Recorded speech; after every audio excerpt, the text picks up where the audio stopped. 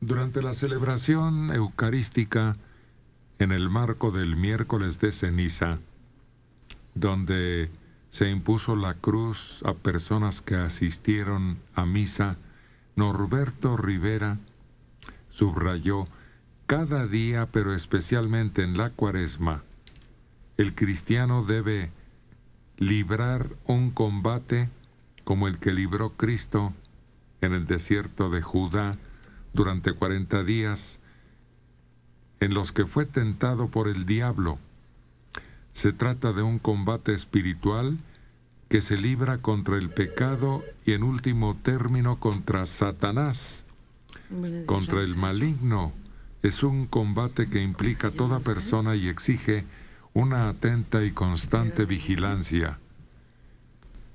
Les dio a los fieles en la Catedral de la Ciudad de México esta charla que Norberto Rivera llamó a enfrentar la violencia que amenaza la paz en la Ciudad de México y en el país a través de actos decisivos, como lo hizo Jesús en el tiempo, con amor y paz, pues el camino no es el de la venganza, ni el del odio, ni tampoco la huida hacia un falso espiritualismo. ¿Qué es eso? No me lo traducen, por favor. Yo te digo, las cosas se ven distintas adentro de un Mercedes. Ya me quedó claro. ¿Quiénes eran sus padres? Pidió fomentar el amor y que éste se traduzca particularmente en favor de los pobres y necesitados. No podemos proclamar en la Iglesia un amor etéreo que no se traduzca en obras. Debe reflejarse en obras muy concretas y todos los días. Muy bien, pero con respecto a la inseguridad y el delito, que se convence a los delincuentes de que se vuelvan buenos o qué. Te agrego, Mercedes blindado. Sí, ahí no hay inseguridad. Claro, hay tranquilidad. Claro. Chofer. Como accesorio. Dinero suficiente para cubrir tus necesidades, no solo las vitales, sino las que puedas ir generando cuando ves algo. Estamos hablando de un hombre que debería de seguir las reglas que dicta el Papa, ¿no? Sí. Claro. ¿Y lo ha hecho? Entonces, ¿con qué autoridad moral, me decían, viene él a decirme a mí qué hacer? ¿En qué se equivocó? El Papa les ¿En qué dijo, desobedeció? austeridad. Fue lo primero que les pidió el Papa. No he visto, por mencionar una cosa, no lo he visto. En su persona, no lo he visto. ¿Qué, Roberto? Mira, Héctor, yo pienso que precisamos ser coherentes en la expresión de nuestras ideas. Dice Norberto Carrera que hay una violencia que amenaza la paz en la ciudad y en el país. Pues amenaza o ya la tenemos desde hace muchísimos años. Y si no vamos a ser coherentes, y si además estamos, en vez de asumir la responsabilidad que tenemos como ciudadanos de enfrentar la realidad que nos tocó y no estarle cargando milagritos o muertitos a figuras, como en este caso él lo señala al demonio, nunca se va a resolver nada. Es estar esperando ahora sí que del cielo nos caigan las soluciones, ¿no? Así que el demonio aparece cuando hay necesidad y desaparece, no existe, cuando conviene así al catolicismo. Parece que sí. Como si nos quisieran asustar con el petate del muerto. Qué curioso. Ayer vimos ese rito, ¿no?, con que arranca la Semana Mayor y la Cuaresma. Y pues no hemos visto de parte de los jerarcas de la Iglesia una acción enérgica, firme, para combatir la crisis por la que estamos pasando. Ya sea con el ejemplo. Como quiera que sea. Pero cuando un sacerdote, como el padre Goyo, se mete en las cuestiones políticas de una situación de un Estado en donde es importante aclarar las cosas, de inmediato es castigado. Buenos días, Radio Centro. Y todo para ellos ocurre en el nivel espiritual. Entonces ya es tiempo que intervengan en forma más abierta. Pues sí, sobre todo en la formación de una clase capaz de comprender lo que es el auténtico cristianismo, la humildad, el auxilio mutuo, que sí tienen muchos otros grupos y por eso han avanzado tanto. ¿Por qué? Jesús Martínez, de 90 años, en Villa Nicolás Romero. El demonio sí existe. La prueba está en su programa. Héctor Martínez Serrano.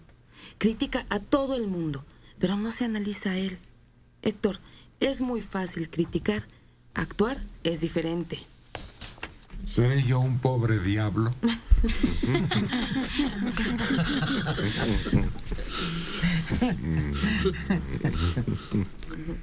El demonio no existe. El demonio está en nosotros mismos. Y creo que lo imagina la conciencia y lo hace presente, pero son por nuestros propios demonios internos en lo que pudiera aparecer alguna muestra de satanismo. No, sí existe. Yo a veces me vengo demonio. Buenos días, Radio Centro. ¿Cómo se llama usted? ¿Qué, Roberto? Bueno, lo que dices del pobre diablo me dio mucha risa porque realmente hay que definir las enormes contradicciones que existen, ¿no? Por ejemplo, un padre dominico mexicano, el padre Maza, él tiene un libro donde explica claramente la no existencia del diablo. Así es. ¿Cuál es su nombre? Y es muy cómodo echarle la culpa a un ente inmaterial de mis responsabilidades. ¿La carta? O sea, si yo estoy mal y se me hace fácil decir, pues es obra del diablo, pues me exime de toda responsabilidad, ¿no? En la primera carta. Ya tienes disculpa. Exactamente. ¿De dónde llama? 3.8. Hay un libro, ¿cómo se llama? Aquel escritor italiano, Papini, Giovanni. Giovanni. Patino. Sí, exacto. ¿Sobre qué? Entrevista con el ¿Sobre diablo. qué? Sí. ¿Cómo sería sobre qué? ¿Por qué? ¿Qué dice? Dice, porque el diablo dice que no necesita hacer nada, que el ser humano con la ambición y el deseo de tener más que su vecino, eso es capaz de hacer todo el mal que ni él imaginaría. El egoísmo Ajá. también. Pues por ahí debe surgir más o menos una idea más moderna de lo diabólico, ¿no? Se supone que el diablo está para castigar al mal, pero la teología le ha dado el papel de ser el que induce al mal. Entonces es juez y parte. Él induce al mal y luego lo castiga. Aquí era clásico en la Semana Santa al llegar el sábado de gloria, No, sí. porque en forma de monigotes de cartón se le representaba y se le hacía estallar en pedazos. Y los Judas célebres de la avenida Tacuba, que medían como 4 metros, los colgaban de las azoteas que estaban una enfrente de otra. Y ahí estaban las imágenes de Fidel Velázquez, de Lombardo. Todos tenían un rostro. Pues acabamos de reseñar, ¿no?, que aparecieron los Judas en la celebración del Carnaval de Veracruz. Y los escogidos en esta oportunidad fueron los miembros de la pareja imperial. Aquellos que todavía están en veremos porque realmente no han podido ejercer acción justiciera. Porque ¿de qué se les acusa? De guapos. De bien organizados. De exitosos. Como todos los criminales que han llegado a la perfección de sus métodos en estos días. Pues de nada se les acusa. Pues no hay un delito palpable, claro, palmario, que pueda inducir a un juicio contra ellos. ¿Cómo, Roberto? Pues no entiendo por qué. Lo que pasa es que la misma ley no define con claridad, no tipifica, para hablar en términos jurídicos, aunque no soy abogado, la categoría del delito. Y hay recovecos en las mismas leyes que permiten que un abogado utilice esos recursos turbios para liberar a sus defendidos. Y luego, si a eso le sumamos que de una manera muy curiosa, muy interesante, que no deja de llamar la atención, se argumenta las fallas en el debido proceso. Y si yo me escondo tras la falla en el debido proceso, pues puedo cometer cualquier delito y me puedo ir a Francia como Florent Cassette, ¿no? Pero aquí el problema no es que ellos hayan alegado en su defensa nada. Es que no les han fincado nada formalmente. Ni siquiera han tenido que usar algún elemento de su defensa más que el amparo que promovieron. Pero la Procuraduría no les ha dicho, usted es culpable de esto y de esto. Muchas gracias. Formalmente. Por su radio. ¿Cuánto tiempo tuvieron arraigada la pobre mujer? Ahora falta nada más que, como patos que les tiran a las escopetas, ¿no?, que salgan de prisión y finquen una demanda contra el gobierno federal. Acabamos de ver un ridículo, la Reina del Sur. ¿Cómo?